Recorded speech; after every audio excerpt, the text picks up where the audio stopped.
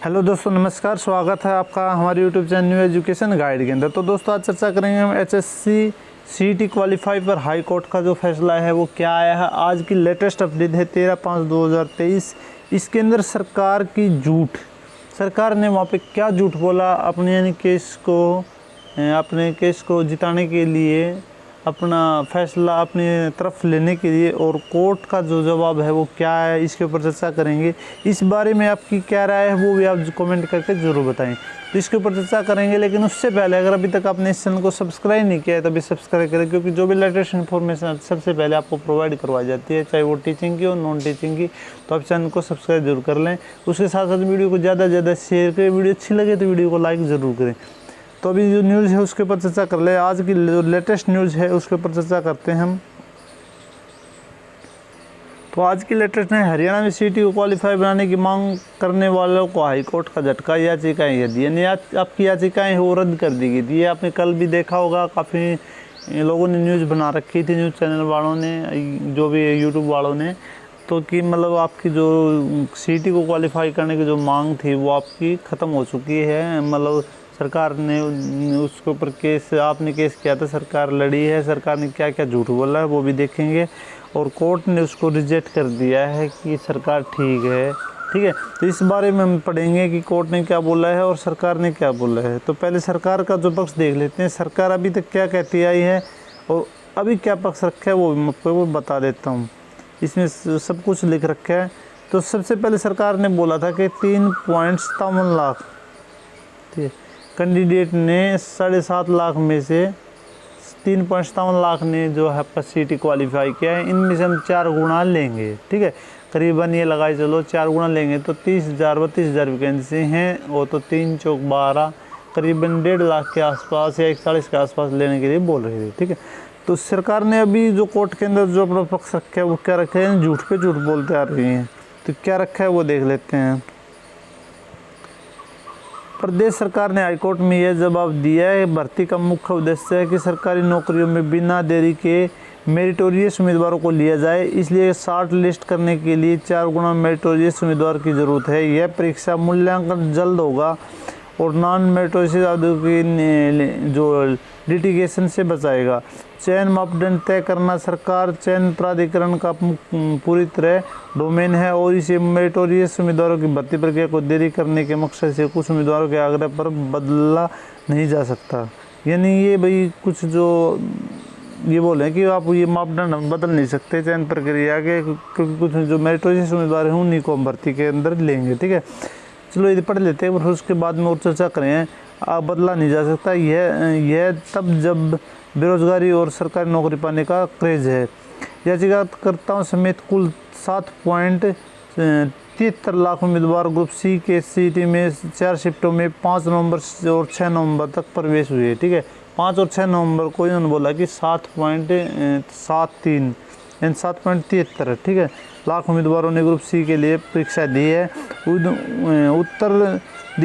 उत्तरवादीगण ने 10 जनवरी 2023 को सीईटी लिखित परीक्षा का परिणाम घोषित कर दिया, जिसमें 3,73,000 में से 2,92,000 उम्मीदवार क्वालिफाई हुए।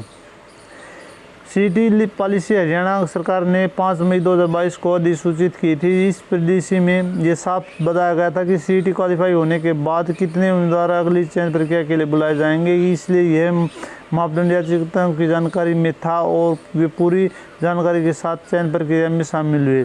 याचिकाकर्ताओं ने यह याचिका 18 अक्टूबर 2022 को दायर की थी, जिसमें याचिकाकर्ता 18 नवंबर 2022 को दायर की, जिसमें हरियाणा सरकार की तरफ से 5 मई 2022 को अधिसूचित पॉलिसी के कुछ प्रावधानों को चुनौती दी गई थी।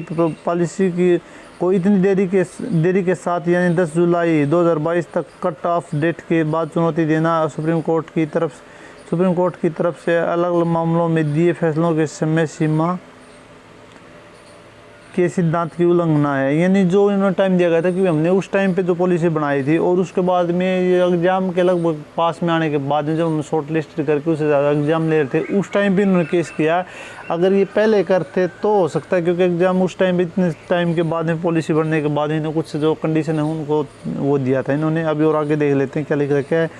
के सिद्धांत का उल्लंघन है, सुप्रीम कोर्ट के सिद्धांत का ही उल्लंघन है भाई।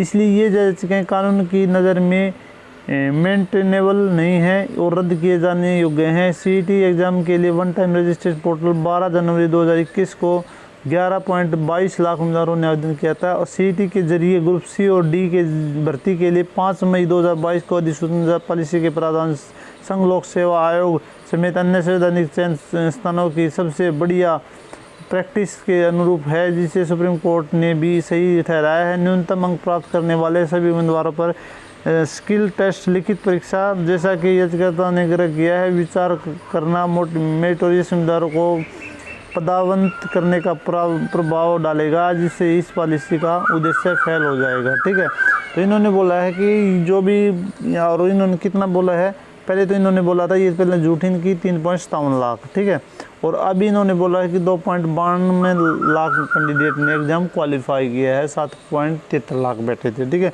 और अगर इन्होंने बोला कि केस भी इन्होंने बाद में किया है भाई, अगर कोई दिक्कत होती तो उसी टाइम पे करते और हमने उसके अकॉर्डिंग ये फिर एग्ज़ाम में बैठे हैं, भी एग्ज़ाम नहीं होता ये तो उसके अकॉर्डिंग एग्ज़ाम बैठे थे, लेकिन केस तो किया था, लेकिन सरकार कोर्ट ने उस टाइम पे कुछ डिसीजन अभी नहीं लिया, कोई तारीख नहीं दी, तो एग्ज़ाम तो होगा, तो एग्ज़ाम में तो बैठने के फिर उसके बाद एग्ज़ाम अगर बैठ गए तो फिर कि भाई क्वालिफाई तो करना है, भाई टेस्ट तो पास करेंगे, लेकिन उसके बाद में जो कोर्ट का फैसला है उस अकॉर्डिंग चलेंगे। लेकिन सरकार ने कितनी झूठ बोली है, और सरकार 2019 से कहीं पहले से भर्ती नहीं की है इन्होंने, 2019 से उससे पहले से लगी हुई है कि आपको सीईटी के बेस पे, ठीक है, 2019 से उससे पहले कि सीईटी के बेस पे आपको सभी भर्तियां रद्द की जाती है, 2019 के अंदर रद्द की थी कि आपको जो भी नौकरियां हैं सभी सीईटी बेस पे मिलेंगी। ठीक है, तो इसके कारण आपकी एज बढ़ती जा रही है, युवाओं को ज़रूरत है उस चीज़ की, वो मिल नहीं पा रही, उसके लिए मेहनत कर रहे हैं, कोई कहीं से एडजस्टमेंट करके गरीबी में मर रहा है, कोई कैसे कर रहा है, तो सरकार को किसी कोई मतलब नहीं है, वोटों की राजनीति से मतलब है अपना। जो अभी इलेक्शन है भाई, आज तिरंगा यात्रा भी है, इसके लिए तो आप उसमें बढ़ चढ़ के हिस्सा लें, क्योंकि उसके अंदर अगर आप सरकार चाहे तो कर सकती है, क्योंकि इलेक्शन का भी टाइम है, अगर इसके ऊपर कुछ दबाव डलेगा तो कुछ संभावना आपकी है। आपकी राय क्या है कमेंट बॉक्स में ज़रूर बताएं। अभी जो कोर्ट का फैसला है वो हम बता दें, अभी पढ़ेंगे क्या दिया था कोर्ट ने, क्या बातचीत हुई थी वहाँ पे, वो देख लेते हैं। इसमें क्या है, हरियाणा में सीईटी की क्वालिफाई बनाने की जो मांग करने वाली युवाओं को पंजाब और हरियाणा कोर्ट ने झटका दिया। हाईकोर्ट ने इस संबंध में दायर याचिका दर्ज कर दी है। उच्च न्यायालय ने फैसले में लिखा है कि आयोग हरियाणा कर्मचारी चयन आयोग एक विशेषज्ञ निकाय है और निर्णय लेने के लिए सक्षम है। सही बात है, गुड।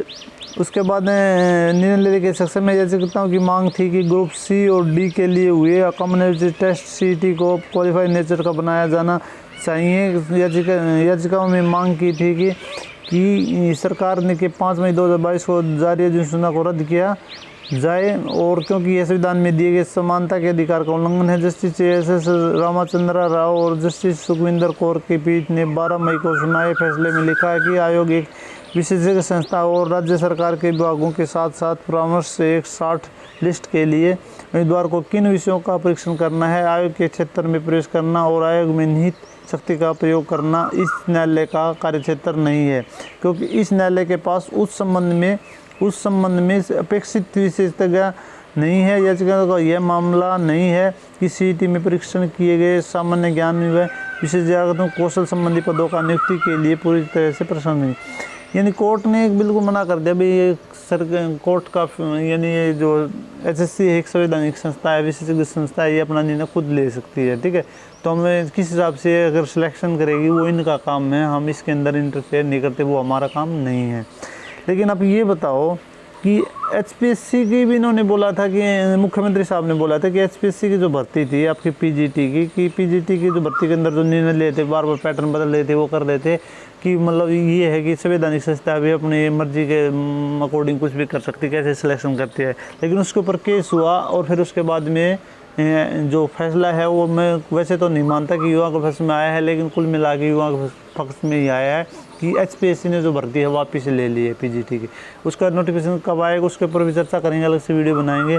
लेकिन वो भर्ती उन्होंने एचपीएससी वापस लेने में पता था कि गलती है, लेकिन इसके ऊपर एचएससी और सरकार इतनी अड़ियल है, मतलब ये अपन कुछ करने नहीं पा रहे। ठीक है, तो आप कमेंट बॉक्स में अपनी राय ज़रूर लिखें, और आज जो तिरंगा यात्रा आप उसके अंदर पूर्ण चढ़ के हिस्सा लें, क्योंकि अगर सरकार पर दबाव डालेंगे तो कुछ भी कर सकते, सरकार के हाथ में है कुछ भी पॉलिसी बना सकती है, कुछ भी चेंज कर सकती है। ये कोर्ट का वो है, मतलब चक्कर डालने का है, लेकिन कोर्ट भी फैला लेता है। लेकिन अपनी मर्जी से भाई सरकार कुछ भी कर सकती है, क्योंकि कोर्ट भी आज की लगा अगर लेके चले तो सब कुछ कोर्ट या कुछ भी लगाए चलो, सब कुछ सरकार के अंडर में होता है, सब कुछ सरकार के अकॉर्डिंग ही चलता है।